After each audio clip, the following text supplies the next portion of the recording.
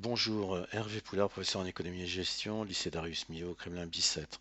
J'aimerais vous parler aujourd'hui de l'application post-fichier de l'ENT monlycée.net, une application qui permet de faire des envois de fichiers lourds et qui est méconnue. Alors, je vais partir de la situation initiale suivante. Mon élève est en attente. Nous sommes au mois de mars 2020. Nous avons une relation étroite parce que confinement et il attend que je lui donne des éléments par le NT. Il a réglé ses notifications pour être notifié donc de façon immédiate et il suit son fil d'actualité sans rien filtrer et notamment les envois au casier et ce qui peut venir dans ce fameux poste fichier. Alors, la situation, c'est que si je trouve ça, voilà, au mois de septembre, on a regardé la simulation d'un ancien élève qui passe ici, qui repasse son épreuve pratique, et en l'observant, on aimerait aussi préparer notre propre exposé à ce moment de l'année. Ce fichier, enfin, j'ai l'autorisation bien sûr de cet ancien élève, hein, l'autorisation écrite, et ça a été publié sur le site disciplinaire académique, mais mon élève actuel aimerait bien disposer de cette prestation d'Ajmir sur son smartphone, carrément.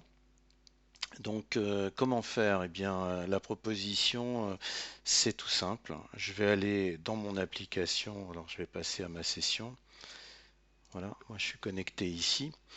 Et vous allez trouver donc cette application qui permet, comme son nom l'indique, de stocker en ligne des documents volumineux et de les consulter jusqu'à 30 jours. Je, je voulais montrer cette fenêtre parce que ça permet de rappeler qu'ici, suivant l'application qu'on utilise, on a toujours une aide en ligne et une présentation des applications qu'on utilise. Alors, post fichier, je l'ai trouvé comment? Eh bien, dans mes applis, ici. Et c'est ce fameux diable avec la charge lourde qui me permet d'y accéder. Une seule commande simple, envoyer un fichier. Ici, je vais le laisser pour 5 jours. Et puis le nom du fichier, bah, je vais lui dire que c'est la Presta d'Ajmir.